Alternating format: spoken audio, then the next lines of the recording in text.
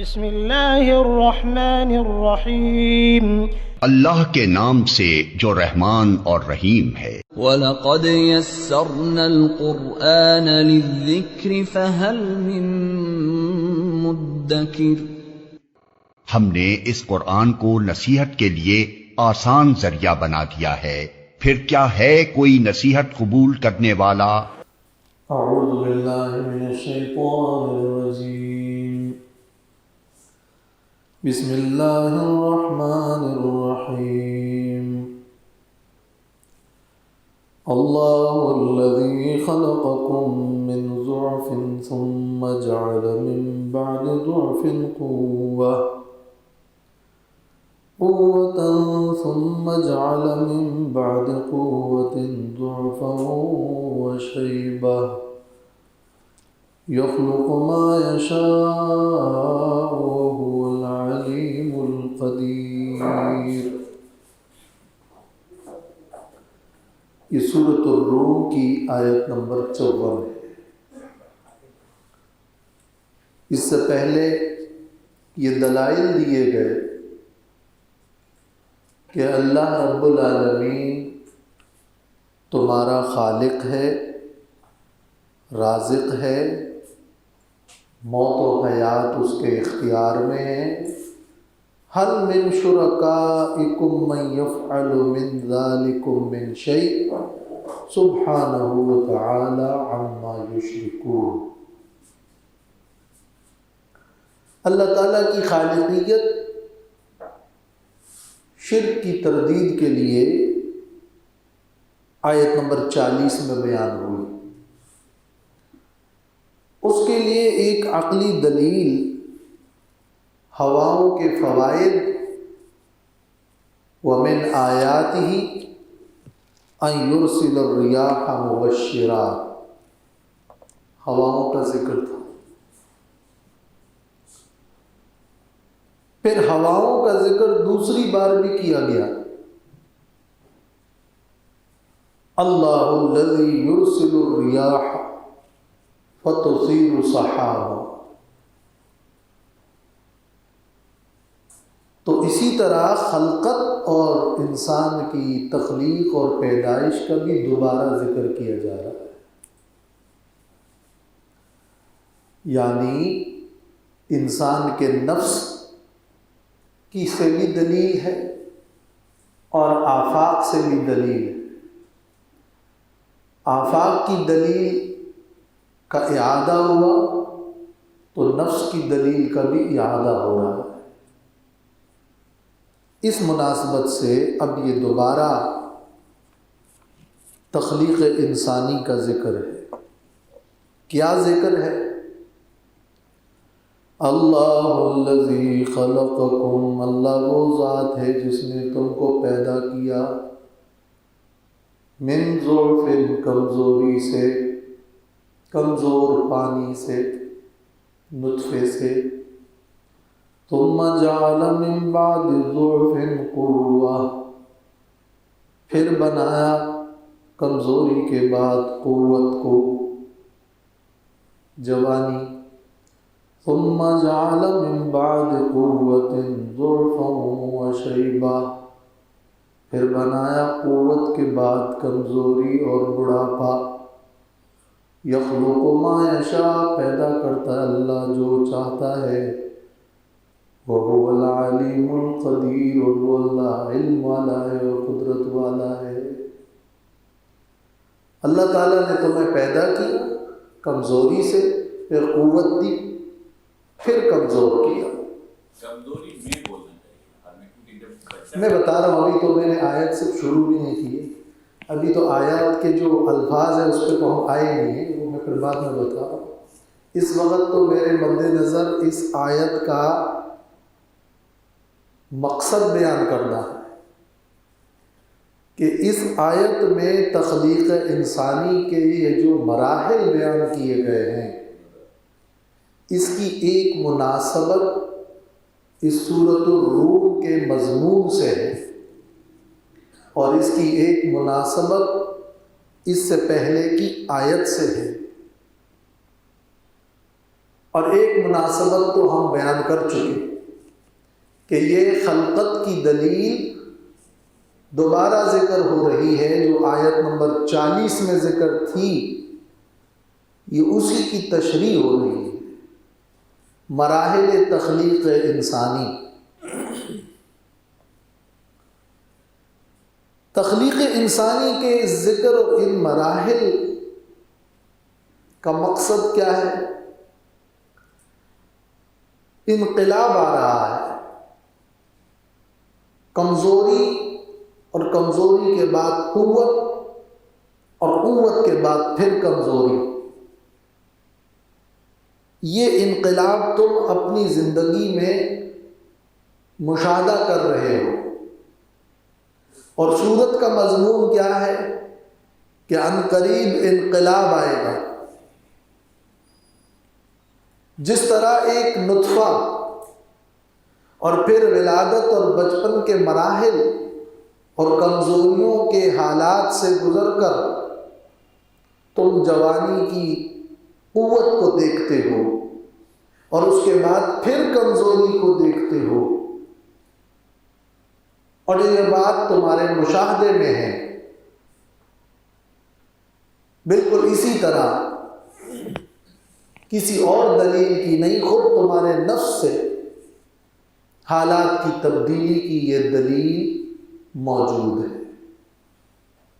لہذا حالات پلٹا کھائیں گے، لہذا اللہ تعالیٰ کی مدد آئے گی، لہذا یہ مایوسیاں دور ہوگی، لہذا یہ کمزوری اور مغلوبیت ختم ہوگی، اور اللہ نے جو وعدہ کیا ہے وہ وعدہ پورا ہو کر رہے۔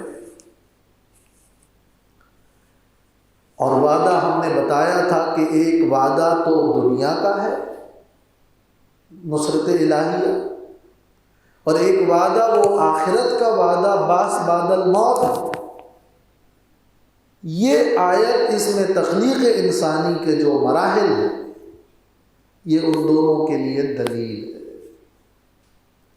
جس طرح یہ تبدیلی آ رہی ہے کمزوری سے قوت اور قوت سے کمزوری، اسی طرح جہاں اب کمزوری نظر آ رہی ہے انہیں قوت ملے گی۔ اور اس انسان کی تخلیقی مراحل میں جس طرح تم دیکھتے ہو کہ ایک کمزور بے جان نطفہ، اس سے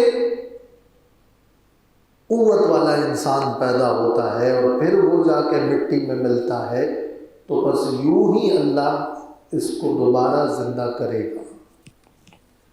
لہذا یہ آیت انقلاب کی، نصرت الہیہ کی اور باس بعد الموت کی دلیل ہے۔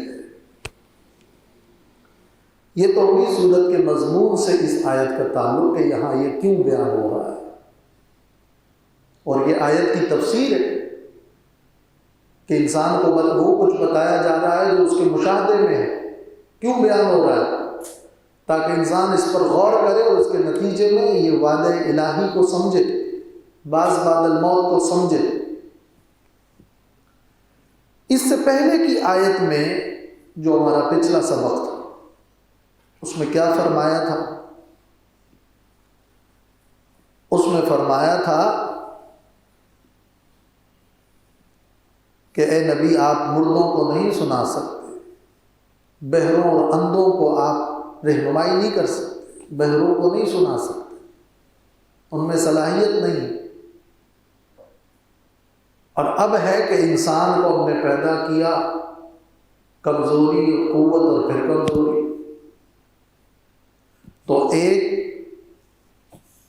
انقلاب روحانی انقلاب ہے، اسماع سنانے اور ہدایت کا انقلاب ہے، اور ایک جسمانی انقلاب ہے۔ اس سے پہلے فرمایا معنوی انقلاب کا ذکر تھا، اور یہ اب جسمانی انقلاب کا ذکر ہے۔ تو یہ مضامین قرآن مجید کے یوں چلتے ہیں کہ دونوں مضمون میں کوئی نہ کوئی مناسبت ہوتی ہے۔ صوم اس آیت میں بیان کرنا یہ مقصد ہے کہ اللہ الذی خلقکم، لفظ اللہ سے شروع کیا، اس میں در حقیقت اللہ تعالیٰ کے اختیار کو بیان کیا جا رہا ہے۔ ان کافروں کو ہدایت دینا بھی اللہ کے اختیار میں ہے، جس طرح تمہاری تبدیلیاں اور تمہارے حالات اللہ کے اختیار میں ہیں، تو اسی طرح نصرت الہیہ اللہ کے اختیار میں ہے اور تمہاری دوبارہ پیدائش اللہ کے اختیار میں ہے۔ تو اللہ تعالیٰ کے اختیار کو بیان کرنے کے لیے اس آیت میں لفظ اللہ سے شروع کیا۔ یہ تو آیت کا مقصد ہے۔ اب کیا آیت میں ارشاد ہوا ہے؟ اللہ الذی خلقکم من ضعف، اللہ وہ ذات ہے جس نے تمہیں پیدا کیا من ضعف، لفظی ترجمہ کیا ہے؟ کمزوری سے۔ یہ من کا استعمال ہوتا ہے ابتدا کے لیے، ابتدا کے لیے۔ صرت من البصرۃ الی الکوفہ، میں کوفہ بصرہ سے کوفہ کی طرف کیا، بصرہ سے گیا کوفہ تک۔ کیا مطلب؟ یعنی ابتدا میرے چلنے کی بصرہ سے تھی۔ تو یہ من کا استعمال ہوتا ہے ابتدا کے لیے۔ اب اللہ الذی خلقکم من ضعف کا معنی کیا ہے؟ یعنی ابتداؤکم ضعفاء، اللہ نے تمہیں پیدا کیا کمزوری سے، یعنی تمہاری ابتدا اس حالت میں ہوئی کہ تم کمزور تھے۔ اور اصل عبارت گویا یوں ہے کہ وَجَعَلَ الضُّعْفَ أَسَاسَ أَمْرِكُمْ، تمہارے معاملے کی بنیاد کمزوری ہے۔ تمہارا آغاز اور تمہاری ابتدا کہاں سے ہوئی ہے؟ کمزوری سے ہوئی ہے۔ یہ سے کیوں کہا جا رہا ہے؟ یعنی تمہاری ابتدا کمزوری سے ہوئی ہے۔ خلقکم من ضعف، مفہوم تو آپ یوں ادا کر سکتے ہیں کہ خلقکم فی ضعف، تو فی اور من فی کے معنی میں استعمال بھی ہوتا ہے۔ یہاں من کے استعمال میں ایک نقطہ ہے، وہ ہے ابتدا، اور یوں ہے اللہ الذی خلقکم من اصل ضعیف، ابتداؤکم ضعفاء، جعل امرکم، جعل اساس امرکم، اللہ تعالیٰ نے تمہارے معاملے کی ابتدا ہی ضعف سے کی۔ اس کی تشریح کے لیے اب وہ آیت آپ دیکھیں کہ اللہ تعالیٰ نے سورۃ المرسلات میں فرمایا الم نخلقکم من ماء مہین، کیا ہم نے تمہیں پیدا نہیں کیا پانی سے، کمزور پانی سے، ہلکے پانی سے۔ وہاں من ماء مہین، خلق من ماء دافق، خلق من ماء دافق، نخلقکم من ماء مہین، من نطفۃ، تو من ضعف، وہ آیات اس کی تشریح ہے۔ تو اللہ وہ ذات ہے جس نے تمہیں پیدا کیا کمزور پانی سے، یہ ہوگی ایک تشریح۔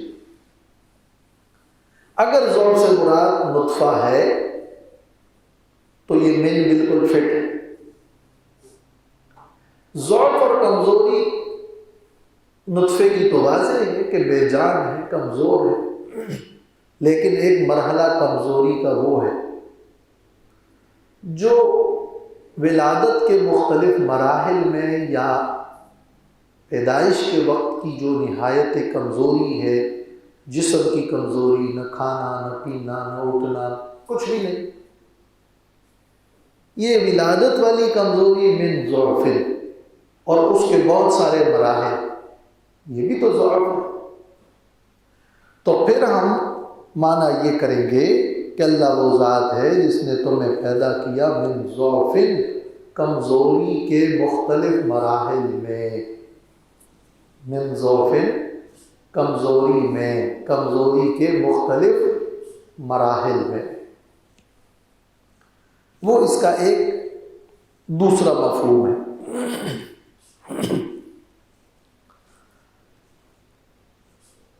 ثم جعل من بعد ضعف قوة، پھر بنایا اللہ نے اس کمزوری کے بعد قوت کو۔ ثم جعل من بعد قوة ضعفا وشيبة، پھر بنایا اس قوت کے بعد کمزوری اور بڑھاپا۔ اب یہاں یوں نہیں ارشاد ہوا کہ پھر بنایا قوت، بلکہ پھر بنایا کمزوری کے بعد قوت، یعنی من ضعف کو پھر لے کر آئے دوبارہ۔ ایک من ضعف تو وہ نطفے کا تھا، پھر وہ کمزوری کے مراحل کا ایک اور سٹیج اور مرحلہ آیا جو بچپنے کی کمزوری کا ہے۔ تو ثم جعل من بعد ضعف، پھر اس بچپنے اور ولادت کی کمزوری کے بعد بنایا قوتاً، جوانی کو یا نوجوانی کو۔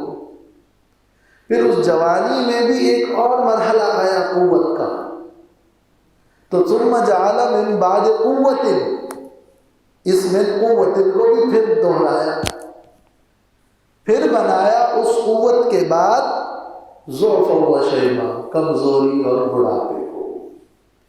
یوں یہ مرحلے صرف 3 نہیں رہے، بلکہ یہ 5 ہو گئے، بلکہ 6 ہو گئے، اس لیے کہ ایک مرحلہ ضعفن کا جو کمزوری کا آیا، اس کے بعد پھر وہ شیبہ۔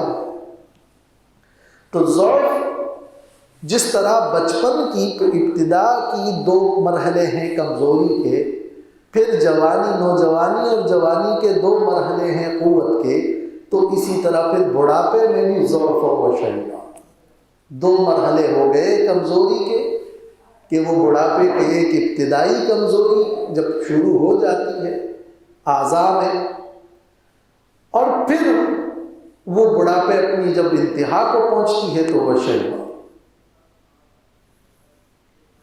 تو ضعف و شیبہ کے اندر پھر یہ فرق ہے کہ ضعفن ابتدائی مرحلہ ہے اور شیبہ دوسرا مرحلہ ہے، یا ان دونوں میں یوں فرق ہے کہ ایک کمزوری قوتوں کی ہے اور 2 اس کمزوری اور بڑھاپے کے اثرات کا ظاہر ہونا ہے۔ تو شیبہ کا مطلب ہے بڑھاپا، جو کہ ظاہر میں وہ کمزوری نظر آئے، اس لیے کہ شابہ کا جو لفظ ہے، شابہ، یہ شابہ کا لفظ استعمال ہوتا ہے سفیدی کے لیے، اور شیبہ کہتے ہیں سفید بال کو۔ تو وہ شیبہ وہ بڑھاپا جس میں سفید بال نظر آئے، یہ شیبہ۔ عرب میں ہے کہ کہتے ہیں شابت رؤوس الاکام، ٹیلوں کی چوٹیاں برف سے سفید ہو گئی، شابت سفید ہو گئی۔ تو ظاہر میں بڑھاپا ظاہر ہو جائے۔ یہ انسان کی زندگی کے جو یہ مراحل ہے، یہ خود ایک دفتر ہے، خود ایک سبق ہے۔ زندگی کے یہ مختلف مراحل ظاہراً اور باطنی، علمی اور صلاحیتوں کی کمزوری اور قوت کے جو مختلف مراحل زندگی میں ہیں، یہ خود ایک پوری کتاب ہے۔ یخلق ما یشاء۔ یہاں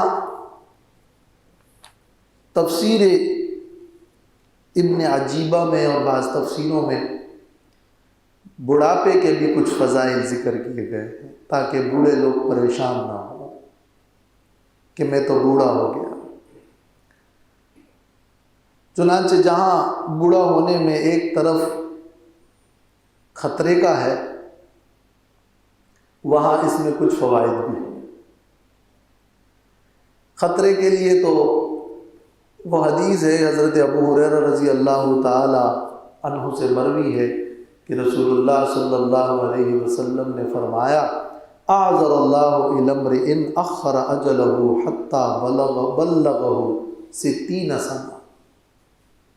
اس شخص کا عذر اللہ نے ختم کر دیا جس کی عمر 60 سال تک پہنچ گئی۔ اب وہ یہ نہیں بہانہ بنا سکتا کہ مجھے وقت نہیں ملا، عذر ختم ہو گیا۔ جتنی عمر آپ کو توبہ کرنے کے لیے دی، سمجھ بوجھ کے لیے دی، 60 سال کے بعد اب یہ عمر کا بہانہ نہیں چلے گا۔ اور حضرت انس رضی اللہ تعالیٰ عنہ فرماتے ہیں کہ رسول اللہ صلی اللہ علیہ وسلم نے فرمایا کہ یکبر ابن آدم و یکبر معہ اثنان۔ ابن آدم بڑا ہوتا ہے، دو چیزیں بھی اس کے ساتھ بڑی ہو رہی ہیں، اور ایک روایت میں ہے ابن آدم بوڑھا ہوتا ہے اور دو چیزیں جوان ہو رہی ہوتی ہیں، حب المال و طول العمر، مال کی محبت اور عمر کی طوالت۔ عمر اب مزید ملے، لمبی مدت ہو اور امیدیں اور بڑھ جاتی ہیں، ان دو کی وجہ سے پھر وہ مزید غافل ہوتا رہتا ہے۔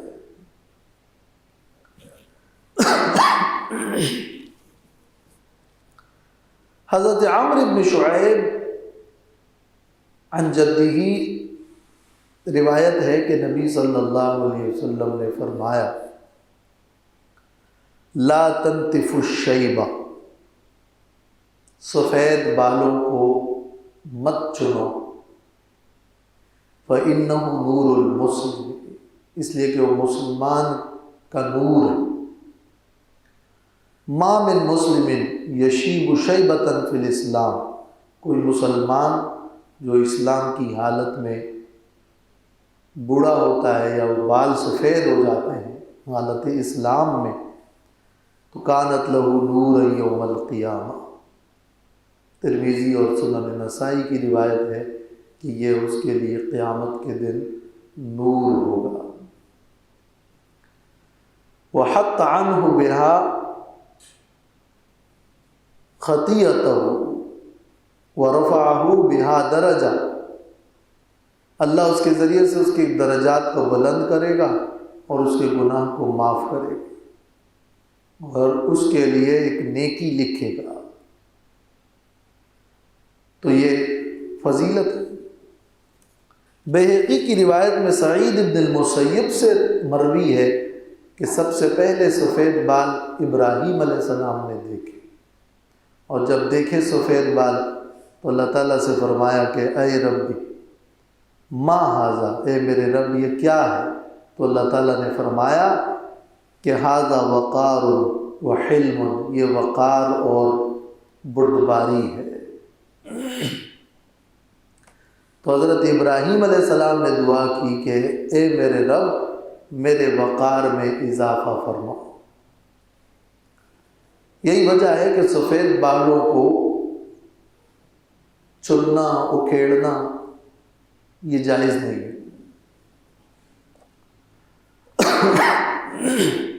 یعنی اس کو ختم کرنا اور زائل کرنا درست نہیں ہے۔ باقی اس کو رنگ دینے سے وہ سفید بال تو ختم نہیں ہوئے، حقیقت تو نہیں بدل سکتی۔ وہ 100-150 روپے میں تو جوانی نہیں لوٹ کر آتی، تو وہ بال تو اپنی جگہ رہیں گے۔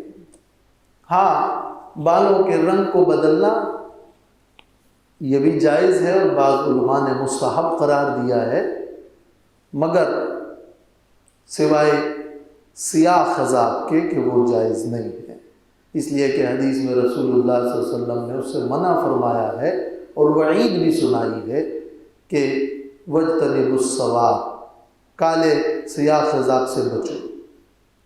حضرت ابو بکر رضی اللہ تعالیٰ عنہ کے والد ابو قحافہ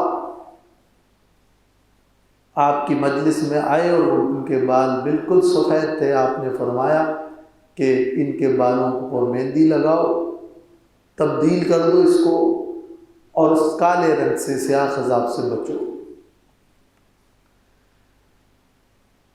تو بہرحال وہ تو فقہی مسئلہ ہے، لیکن جمہور محققین کے نزدیک سیاہ خضاب لگانا مکروہ تحریمی ہے، جائز نہیں ہے، علاوہ اس کے دوسرے رنگ یا مہندی یا براؤن کلر وہ درست۔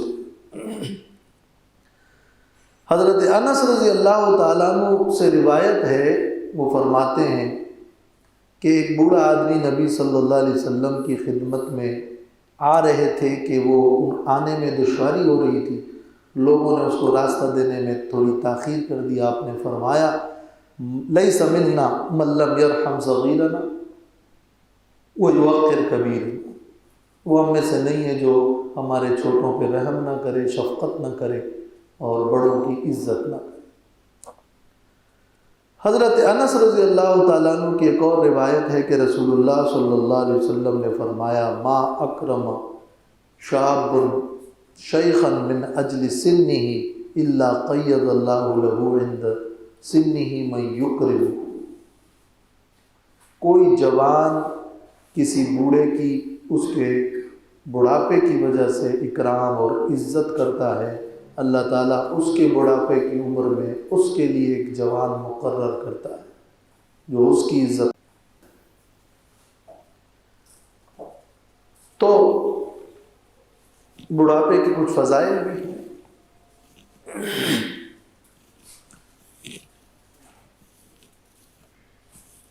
وَهُوَ الْعَلِيمُ الْقَدِيرُ، اللہ علم والا ہے، قدرت والا ہے۔ علیم کو یہاں مقدم کیا کہ یہاں قیامت اور پھر انسانی تخلیق کے ان مراحل کا تذکرہ ہے کہ وہ اللہ ہر ذرے کو جانتا ہے اور اس کے وجود اور عدم وجود پر قادر ہے۔ وَيَوْمَ تَقُومُ السَّاعَةُ يُقْسِمُ الْمُجْرِمُونَ مَا لَبِثُوا غَيْرَ سَاعَةٍ كَذَلِكَ كَانُوا يُؤْفَكُونَ۔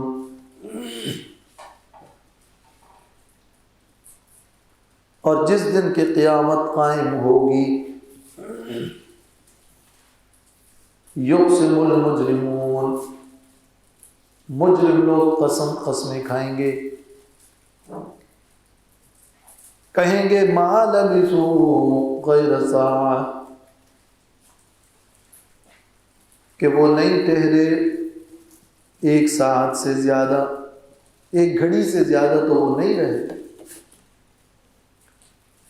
قیامت کے دن مجرم لوگ کہیں گے کہ ہم تو ایک ساعت سے زیادہ نہیں رہے، دنیا میں یا قبر میں، دونوں قول موجود ہیں۔ ما لبثوا غیر ساعہ فی قبورہم، تفسیر ابن جریر، ما لبثوا غیر ساعہ فی الدنیا، ابن کثیر۔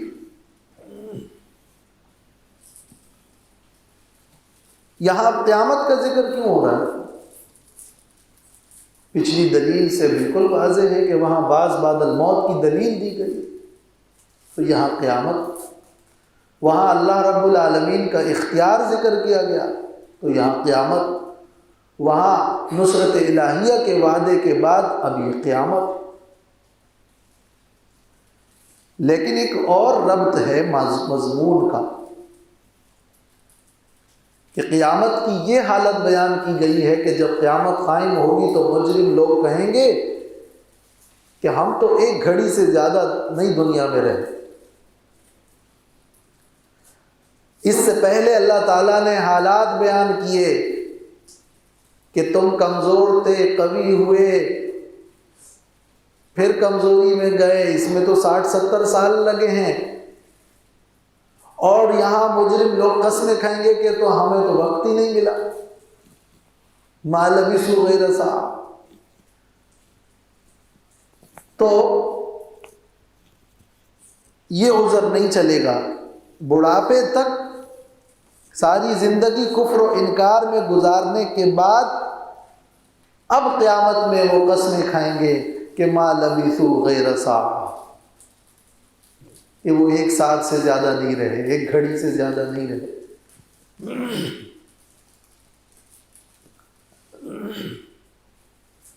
کذالک کانوا یؤفکون، اسی طرح وہ پھیرے جاتے تھے، یؤفکون یصرفون عن الحق، جس طرح دنیا میں جھوٹ کے ذریعے اور جھوٹی قسموں کے ذریعے سے وہ بہکے اور بہکائے جاتے تھے، تو اب آخرت میں بھی یہ ان کا یہی وتیرہ ہے۔ یہ جو قسمیں کھائیں گے کہ ہم تو 1 ساتھ رہے، یہ وہ کیوں کہیں گے کہ ہم 1 ساتھ رہے؟ یا تو یہ اس لیے کہیں گے کہ وہ جھوٹ بولیں گے، ان کو پتہ ہے وقت تو ہم نے بڑا گزارا ہے، لیکن جھوٹ بولیں گے۔ کیوں بولیں گے؟ تاکہ ہمارے عذر کو تسلیم کیا جائے، اور ہم عذر کرتے ہیں کہ ہمیں وقت نہیں ملا۔ اس لیے تو آگے ہے کہ فَيَوْمَئِذٍ لَا يَنْفَعُ الَّذِينَ ظَلَمُوا مَعْذِرَتُهُمْ، اگلی آیت میں کیا ہے کہ ظالموں کا عذر اس دن قبول نہیں ہوگا، وہ جھوٹ بولتے تھے۔ تفسیر ابن کثیر میں یہ معنی ہے۔ دوم یہ اس لیے کہیں گے کہ قیامت کے دن کی ہیبت اتنی ان پر طاری ہوگی، اور حقیقی معنوں میں بھی قیامت کی لامتناہی زندگی کے مقابلے میں دنیا کی زندگی ایک ساتھ حساب ہوگی۔ تو قسمیں کھائیں گے کہ ما لبثوا غیر ساعة، وہ حیران ہوں گے، ہکے بکے ہوں گے، ہیبت زدہ ہوں گے، اور پھر قیامت کی اس طویل مدت کو دیکھیں گے، اور اس ناختم ہونے والی زندگی اور بعض بعد الموت کے منظر کو دیکھ لیا، تو اب ان کو لازماً کہنا پڑا کہ ما لبثوا غیر ساعة کأنہم یوم یرونہا لم یلبثوا الا عشیۃ او ضحیٰ، قرآن کی دوسرے مقام پہ موجود۔ اور یہ بات بھی یاد رکھنے کی ہے کہ قیامت کے دن کے مختلف موقف ہیں، مختلف مواقف ہیں۔ کہیں وہ کہیں گے ہم نے تو شرک کیا ہی نہیں، کہیں ان کی زبانیں بند ہوگی، بول ہی نہیں سکیں گے، کہیں تو وہ بہانے بنا کر جھوٹ بولیں گے، کہیں کہیں گے کہ 10 دن ہوئے ہیں، اور کہیں یہ ہوگی کیفیت کہ وہ کہیں گے کہ 1 ساعت ہوئی ہے۔ تو یہ جو مختلف آیات میں مختلف حالات ہیں، ان میں کوئی ٹکراؤ نہیں ہے۔ یوم یقوم الروح والملائکۃ صفا لا یتکلمون الا من اذن له الرحمن وقال صوابا، وہاں تو غلط بات نہیں کریں گے، اور کہیں کہیں گے کہ واللہ ربنا ما كنا مشرکین، اللہ کی قسم ہمارا رب ہے کہ ہم نے تو شرک نہیں کیا۔ اور اس سے پہلے سورۃ طٰہٰ کی آیت نمبر 130 میں گزر چکا ہے کہ وہ 10 دن کہہ رہے تھے، اور ان میں جو ہوشیار تھا وہ کہہ رہے تھے نہیں 1 دن ہوا ہے۔ تو یہ مختلف حالات ہیں۔ تو کذالک کانوا یؤفکون، جس طرح دنیا میں جھوٹ کے ذریعے جھوٹی قسمیں کھا کے لوگوں کو بھی دھوکہ دیتے تھے اور خود بھی بہکائے جاتے تھے، تو آخرت میں بھی یہی اس طرح جھوٹ بولیں گے یا اس طرح بہکے ہوئے ہوں گے۔ وقال الذين اوتوا العلم والایمان لقد لبثتم في كتاب الله الى يوم البعث فهذا يوم البعث ولكنكم كنتم لا تعلمون۔ کہیں گے اور کہیں گے وہ لوگ جن کو علم دیا گیا اور ایمان دیا گیا، اہل علم اور اہل ایمان ان کی بات کا رد کریں گے۔ دنیا میں بھی کرتے تھے، دنیا میں علم اور ایمان والے منکرین کا رد کرتے ہیں، تو وہاں اب آخرت میں بھی رد کریں گے۔ تو یہ کہنا کہ ما لبثوا غیر ساعة یہ منکرین کا ہوگا، تو اہل علم و ایمان انہیں یاد دلائیں گے کہ یہ تم ہکے بکے ہو گئے ہو یا پھر جھوٹ بنا رہے ہو۔ حقیقت یہ ہے لقد لبثتم فی کتاب اللہ الی یوم البعث، البتہ تحقیق کے ساتھ تم ٹھہرے رہے دنیا میں اللہ کی کتاب کے مطابق، قرآن کے مطابق، یا اللہ کی کتاب میں یعنی فی علم اللہ، اللہ کے علم میں، اللہ کی کتاب تقدیر میں، الی یوم البعث بعث کے دن تک، قیامت کے دن تک تم رہے۔ یہ تو ایک لمبا عرصہ تھا، لیکن فہذا یوم البعث یہ وہ ہے یوم البعث اٹھنے کا دن جس کا تم انکار کرتے تھے۔ وَلَٰكِنَّكُمْ كُنْتُمْ لَا تَعْلَمُونَ لیکن تم نہیں جانتے تھے اور نہیں مانتے تھے اس یوم البعث کو دنیا میں کہ یہ برحق۔ لا تعلمون فی الدنیا کنتم لا تعلمون، تم علم نہیں رکھتے تھے اور تم اس کو نہیں مانتے تھے۔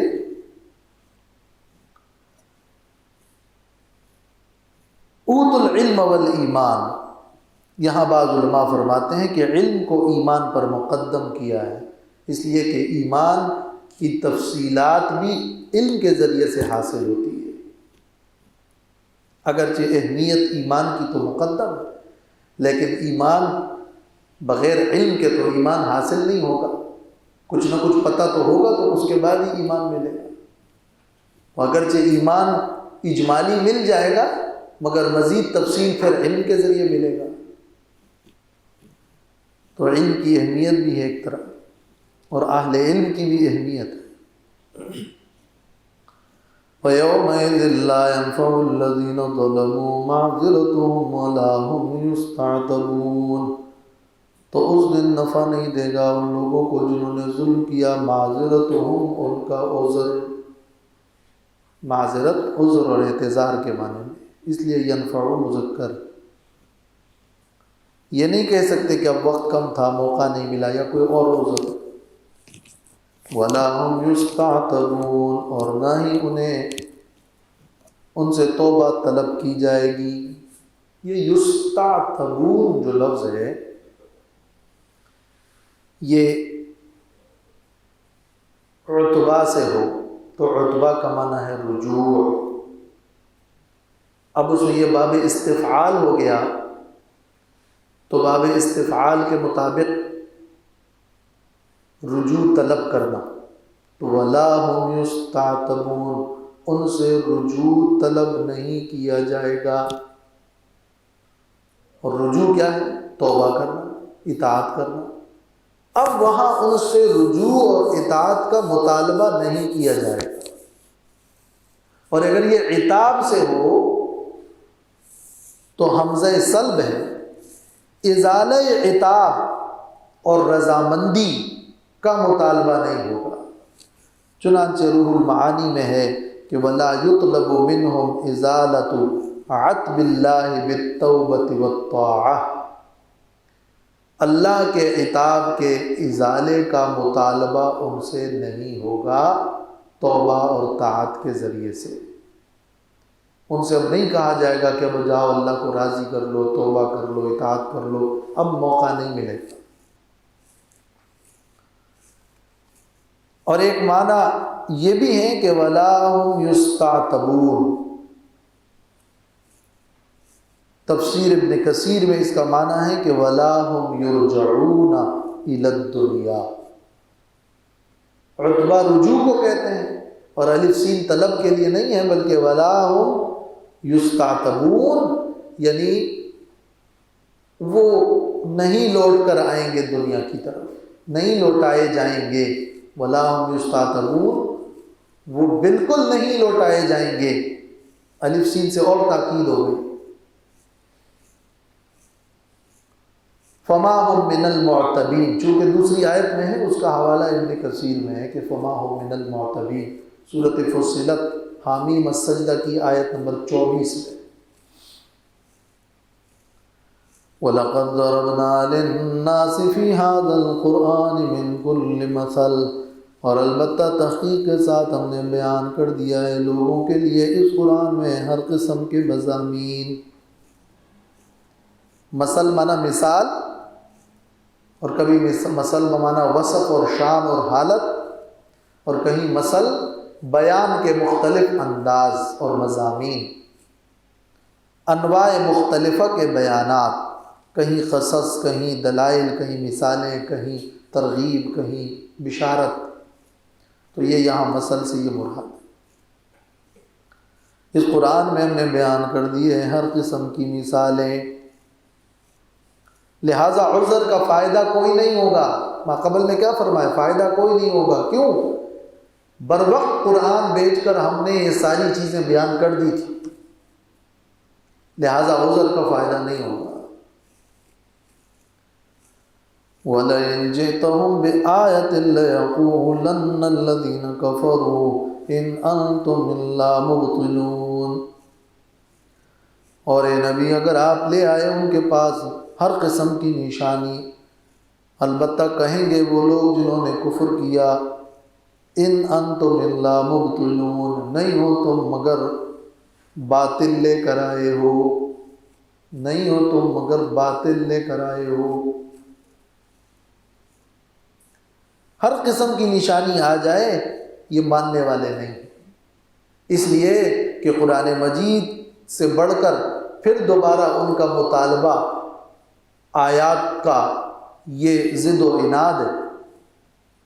اللہ نے قرآن میں ہر چیز بیان کر دی ہے، پھر بھی اگر آپ وہ مطالبہ کریں آیات کا تو وہ پھر بھی کہیں گے کہ یہ مبطلون ہے۔ مبطل کیا ہوتا ہے؟ ایک ہوتا ہے باطل اور ایک ہوتا ہے مبطل، ابطل یبطل۔ مبطل ابطل کا معنی باطل لے کر آنا، ایک ہے جھوٹ اور ایک ہے اکذب الرجل، بندہ جھوٹ لے کر آ گیا۔ ابطل الرجل، کوئی آدمی باطل لے کر آ گیا، تو مبطلون آپ کوئی بھی نشانی پیش کریں گے وہ کہیں گے کہ تم باطل لے کر آ گئے، تم باطل لے کر آنے والے ہو، تم جھوٹ بنانے والے ہو اور تم اہل باطل ہو۔ اب اس کا معنی کہ تم جھوٹے ہو، تم جھوٹ بنانے والے ہو، تم اہل باطل ہو، تم باطل والے ہو، لیکن اصل معنی اس کا کیا ہے؟ تم باطل لے کر آنے والے ہو۔ تفسیر قرطبی میں اس کا معنی ہے کہ تتبعون الباطل والسحر، ہر طرح کی نشانی اور معجزہ لے آؤ تو وہ کہیں گے کہ تم مبطل ہو، یعنی تم باطل کے پیروکار ہو، جادو کے پیروکار ہو، یہ جادو ہے۔ كَذَلِكَ يَطْبَعُ اللَّهُ عَلَى قُلُوبِ الَّذِينَ لَا يَعْلَمُونَ، اسی طرح مہر لگاتا ہے اللہ ان لوگوں کے دلوں پر جو علم نہیں رکھتے، جو علم نہیں رکھتے اللہ ان پر مہر لگاتا ہے۔ جو علم نہیں رکھتے کون لوگ ہیں؟ تفسیر بیضاوی میں ہے، روح المعانی میں بھی ہے، لا یعلمون یعنی لا یطلبون العلم، جو علم کی طلب نہیں رکھتے تو پھر ان پر مہر، جو حق کے متلاشی ہی نہیں ہوتے تو رفتہ رفتہ کر کے ان پہ مہر لگ جاتی ہے، پھر وہ حق کو قبول نہیں کریں۔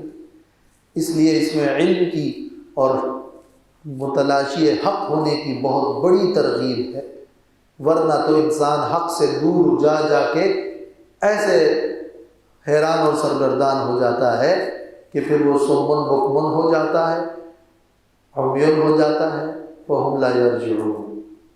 تو كذلك يطبع الله على قلوب الذين لا يعلمون۔ فاصبر ان وعد اللہ حق، پس صبر کیجئے بے شک اللہ کا وعدہ حق ہے۔ یہ سورت کے شروع میں بھی وعدہ الہی کے برحق ہونے کا ذکر ہے، یہ آخر میں بھی۔ اس آیت میں بالکل آخر میں اب دو باتیں کی جا رہی ہیں۔ اللہ کی مدد تو آئے گی، اللہ کا وعدہ برحق ہے، اب دو کام کرنے ہیں۔ فاصبر ولا يستخفنك الذين لا يوقنون، صبر کیجئے اور بے ہمت نہ کر دے آپ کو وہ لوگ جو یقین نہیں رکھتے۔ یستخفنک، خف کا کیا معنی؟ خففا، خف اور خففا، اس کا معنی کیا ہے؟ ہلکا ہونا۔ استخفا، کسی کو ہلکا کرنے کی کوشش کرنا، بتدریج کسی کو ہلکا کرنا، اس کو کہتے ہیں استخف، باب استفعال سے جب جاتا ہے۔ فاستخف قومہ، فرعون نے اپنی قوم کو بے وقوف بنایا۔ استخف کا یہ مطلب ہوتا ہے کسی کو ہلکا کرنا۔ کیا ہوتا ہے؟ ایک شخص اپنی بات پہ ڈٹا ہوا ہے، دوسرا آ کر اس کے ذہن میں کوئی شبہ ڈال دے، کچھ باتیں کرے، کچھ دباؤ ڈالے، کچھ مال دے دے، کوئی اور ایسی بات کر دے جس سے وہ اپنے موقف سے ہٹ جائے اور ہلکا ہو جائے اور مضطرب ہو جائے، تو پھر پھسل جاتا ہے، تو اپنی بات پہ مضبوط نہیں رہتا۔ اب کسی کے دماغ میں شبہ ڈالا، وہ ہلکا ہو گیا، یعنی اس کو کچھ باتوں سے جاہل رکھا کہ وہ پتہ نہ چل سکے۔